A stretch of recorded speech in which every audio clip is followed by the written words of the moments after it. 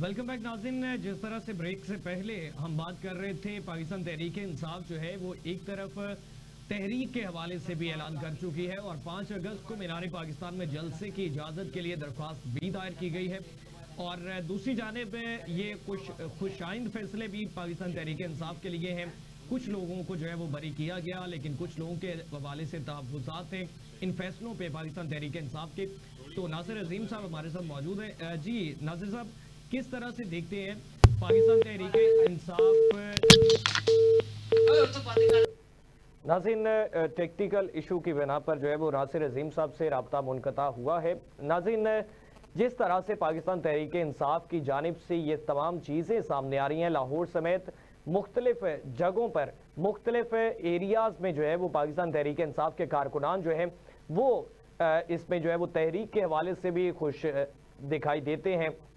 5 अगस्त के हवाले से पाकिस्तान तहरीक इंसाफ ने लाहौर मीनार पाकिस्तान में जलसे की इजाज़त के लिए दरख्वास्त दायर कर रखी है और उसमें यह कहा गया है कि लाहौर मीनार पाकिस्तान में जलसे की इजाज़त दी जाए। हम बानी PTI की रिहाई के हवाले से जलसा करना चाहते हैं या फिर कोई मुतबादिल जगह दी जाए।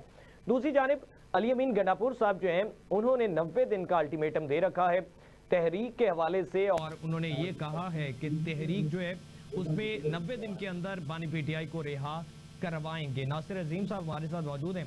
नासिर साहब, किस तरह से देखते हैं, एक तरफ तहरीक का ऐलान कर रखा है, दूसरी जानब लाहौर मीनार पाकिस्तान जलसे के हवाले से दरखास्त भी दायर की गई है, तो आप क्या समझते हैं इस सूरत हाल में जिसमें पाकिस्तान तहरीक इंसाफ के अंदरूनी मामलात भी सामने आ रहे हैं, सेनेट इलेक्शन के नताइज के बाद से, सेनेट इंतखाबात के हवाले से, और पाकिस्तान तहरीक इंसाफ के कारकुनान के तहफ़्फ़ुज़ात भी अलीमीन गंडापुर साहब को लेके और अब शाह महमूद कुरैशी साहब के हवाले से सवालिया नजरें जो हैं वो सामने आती हुई नजर आ रही हैं, तो इस सूरत हाल में तहरीक किस तरह से देखते हैं आप?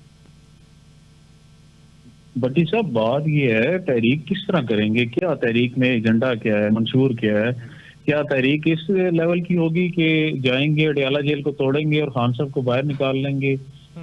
इनके ना चेहरे तो गौर करें ना, ये जो लीडर्स पाकिस्तान तहरीक इंसाफ के बने फिर रहे हैं, चेयरमैन से लेकर और मुख्तलिफ पदों पर लोग जो विराजमान हैं, खासतौर पे CM KPK और अदर्स जितने भी हैं, बात ये है कि तहरीक किस चीज की करेंगे? पाकिस्तान तहरीक इंसाफ के जो चेयरमैन इमरान खान साहब जब यहाँ हुआ करते थे, 2016 का धरना मुझे याद है, मैंने लाइव देखा हुआ, उसके बाद लॉकडाउन का धरना देखा हुआ है। खान साहब के होते हुए जिस तादाद में तहरीकें चली वो भी मैंने लेवल देखा हुआ है। खान साहब ही नहीं है, ये क्या तहरीक चलाएंगे?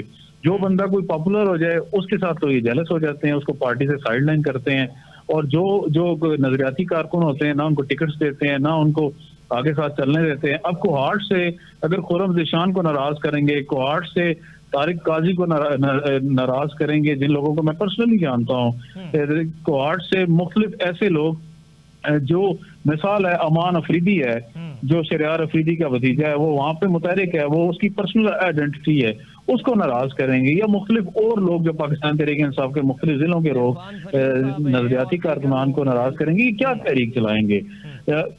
आप बैरिस्टर गौर से तवक्को करेंगे तहरीक चलाएंगे, आप CM KPK से तहरीक की तवक्को करेंगे? तहरीक का मतलब ये होता है कि वो एहतजाज होता है, धरना होता है, आके सड़क पर लेटना पड़ता है। ये तो अपनी AC वाली गाड़ी से ही नहीं उतरते। लास्ट टाइम भी ये भाग गए थे और खान साहब की एहलिया को वहां पे चौक में फंसवा गए थे। ये तहरीक का चक्कर कोई नहीं है। ये तहरीक का मतलब ये होता है कि तहरीक चलानी है कि खान साहब को इन्होंने कब तक अंदर रखवाना है। बेसिकली ये B टीम है, ये गवर्नमेंट की B टीम है जो इस टाइम काम कर रही है। ये तहरीक वगैरह जितनी भी है पाकिस्तान तहरीक इंसाफ के नजरियाती कारकुनान को सोचना चाहिए कि कोई ऐसी तहरीक नहीं चलने वाली, और इनकी बात में कभी भी ना आए, सोचे भी ना कि इनके कहने पे ये बाहर निकलें। हाँ, खान साहब की कोई कॉल हो, कोई शाह महमूद कुरैशी साहब की कॉल हो, तो एक मोतबर कॉल होगी। इनके कहने पे आना किसने है? इनके कहने पे तो किसी ने साथ आना भी नहीं, और अगर तहरीक के नाम पे लाहौर जलसा करने का सोच रहे हैं तो फिर सीधा बोले ना हमने जलसा करना है। कैलिफोर्निया पहुंच चुके हैं, रिचर्ड ग्रेनल से उनकी रात मुलाकात होती है और वो उनको जो है वो भी पाकिस्तान आना चाह रहे हैं, इस तहरीक का हिस्सा बनना चाह रहे हैं। उसके नताइज और उनके पाकिस्तान आने के फैसले के बाद से किस तरह के मनाजर आप अज्यूम करते हैं?